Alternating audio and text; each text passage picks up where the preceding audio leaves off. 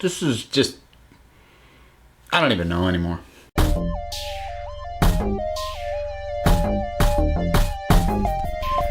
So, I wanted to get through most of my San Diego Comic-Con catch-up stuff before I started talking about this, but yeah, this was on my docket to talk about.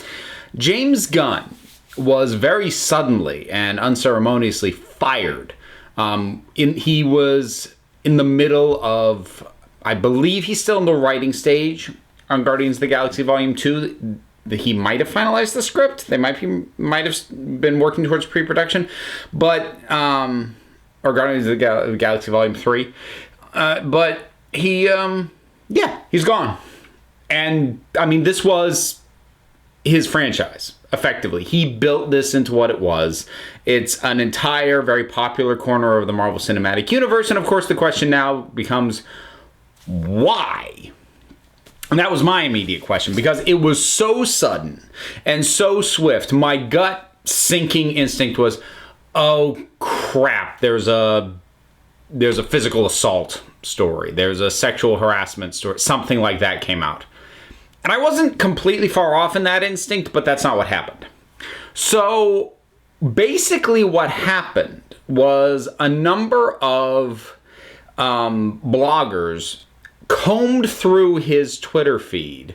And you need to realize this was something they would have had to go out of their way to do, because he's a prolific tweeter. He tweets a lot. So they would have had to gone through thousands, if not tens of thousands of tweets to dig up basically a whole bunch of inappropriate jokes. And I am actually going to say jokes, because I'm someone who very, at a gut level, I don't excuse inexcusable things being brushed off as jokes. Oh, just take a joke, dude, because jokes are like any language, they can be used to hurt.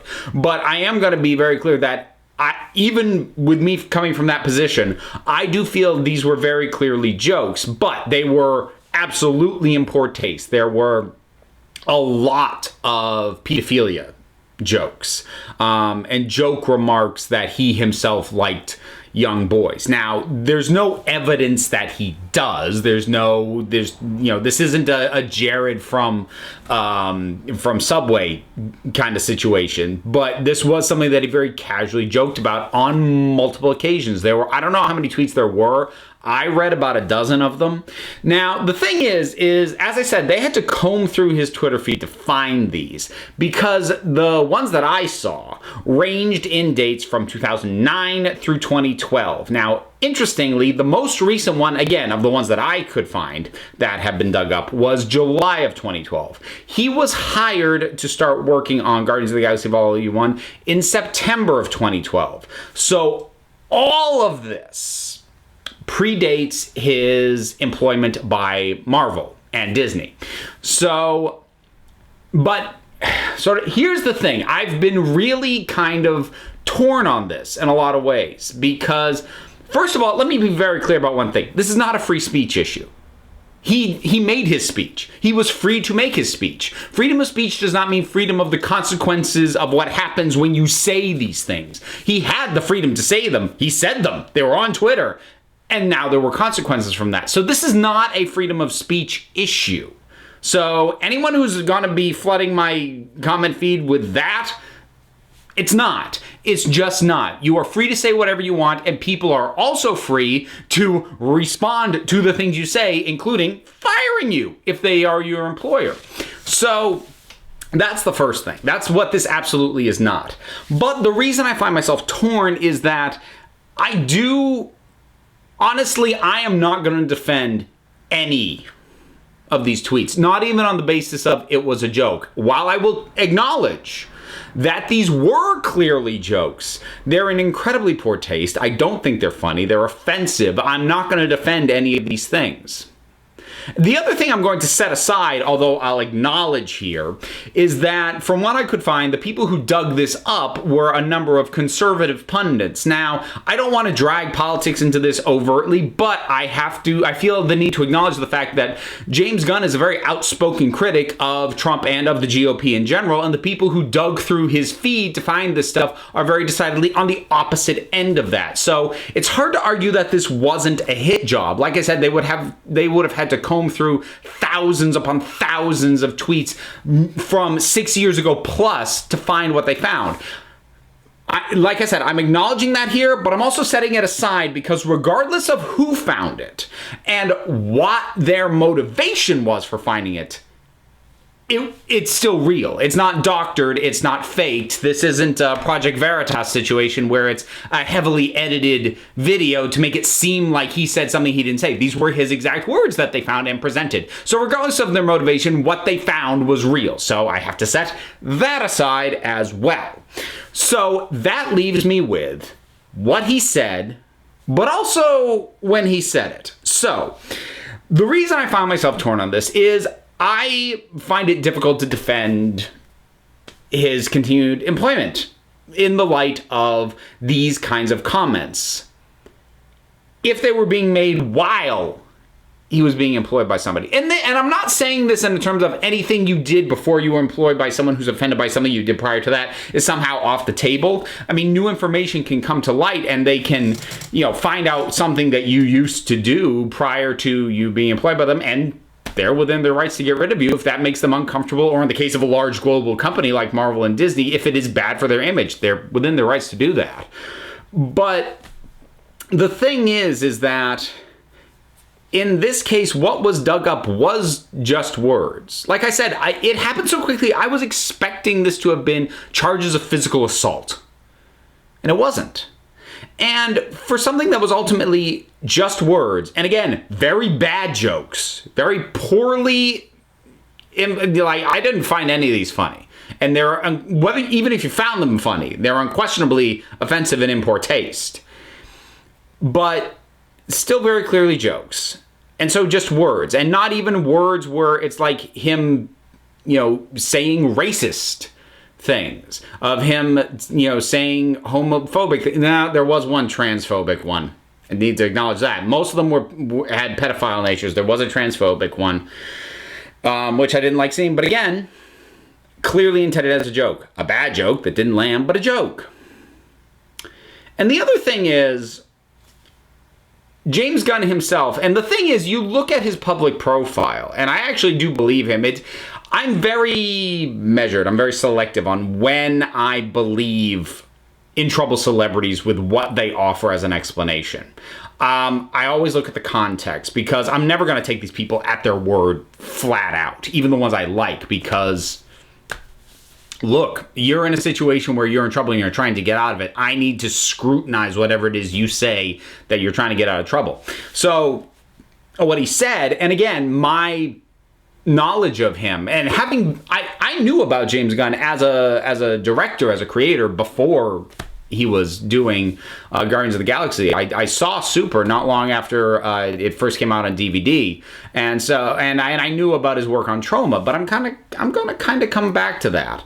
So this whole thing, what's weird about it to me is that while it is not consistent with the man he is now, because he did say that his attitude and what he feels is appropriate has changed. And I do think the fact that they had to go minimum 6 years back to find this stuff is reflective of that. Or at the very least, reflective of a shift in a public persona, if not a private one. Who knows?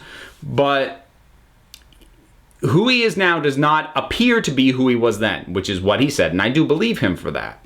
So ultimately, I have come to the conclusion that I'm not okay with this, because not only does it feel excessively reactionary, did Marvel not know who it was that they had fired? Because these tweets, these kinds of jokes, this kind of humor, that's who James Gunn was in 2012, 2011, 2010, 2009. that's who he was. Did they not look into the man? Did none of them see Super? Did none of them see his work on Trauma? Did they just look at his resume and go, oh, he wrote the Scooby-Doo movies, he'll be fine, and then not investigate who he was? Not that I'm saying they needed to heavily vet him, but it was not very far into his past as a creative film person that those sorts of comments and jokes and tweets were incredibly consistent with his output at the time that they hired him. So the reason I'm not okay with this, ultimately, after having kind of being torn about it and sleeping on it, the reason I'm ultimately not okay with this is it is completely reactionary to the response to old stuff that, A, I would argue Disney possibly should have known about. Maybe not. Okay, Disney, it would have been too much to ask them to comb through his Twitter. But knowing the kind of things that he made, I would have thought upon hiring him, especially at this point now that he's completed 2 films and was working on a 3rd, that they would have been prepared to stand by him and go, yes, we know what he was like then. We stand by him now. And I do understand the hesitation to do that, because that kind of argument, when applied to a lot of stuff that has gone on, particularly when we're talking about things like the Me Too movement, like people who have actually been accused of full-on sexual assault or rape or anything of that nature, I do understand the hesitation, because the defense that you would give to continuing to employ someone like James Gunn in the wake of these tweets being dug up does parallel the kinds of excuses that had historically been given to justify why people with these long lists of accusations or paid off, people or whatever would continue to be employed. Like, well, that was then, we're not holding it against him. But, we're reaching an age where a significant portion of society is going, what they did was inexcusable. You should not be defending them. It doesn't matter how long ago it was. We've got conviction on Bill Cosby for that. So there's been a societal shift, and I do understand Disney's desire to not be on the wrong side of history in regards like this, but this feels like an overcorrection. This was them over-defending themselves at the cost of, I would say, one of their best creative assets. Especially because not only was he working on Guardians of the Galaxy 3, while that was going to be his last one, and he wasn't planning to make more movies for Disney, he had been given carte blanche and encouraged by Marvel, by Kevin Feige and the others, to set up what would be the future of the Marvel cosmic stuff, which presumably would include the Eternals movie, which got announced a little bit ago.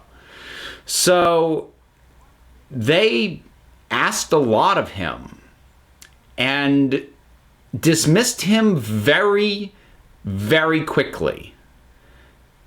And that is really disappointing. And again, I'm not necessarily going to make the argument that it was 100% the wrong thing to do in terms of letting him go. I do feel that doing it as swiftly as they did really tips their hand as to why they did it, though. Because the fact that when I saw that firing, I had to look up what had happened, to me indicates that Disney and Marvel fired him basically as soon as they found out. They didn't find out, look into it, figure out what this meant, what it would mean for them to defend it. This does not come across in any way like a measured decision. This comes across 100% like a knee-jerk reaction. And again, it's not like he was accused of physically assaulting, because that is a situation where, let's go hypothetical for a second. If he had been accused of rape, of physical assault, of sexual intimidation, anything of that nature, the right thing would have been to remove him immediately, so you get him out of the work environment, so he's not a hazard, and then make the decision, while he's off, do we figure this out? Which, honestly, that's basically what Disney did with John Lasseter. Because John Lasseter got accused by, a number of, I don't want to say accused, a number of stories came out about John Lasseter and John Lasseter's behavior that they removed him from his position heading Pixar. But then in, I think it was 6 months, something like that, when no one came forward to actually register a formal complaint, and let's be clear, that does not mean he didn't do anything. It just means nobody wanted to put their name on the record of a formal complaint about it.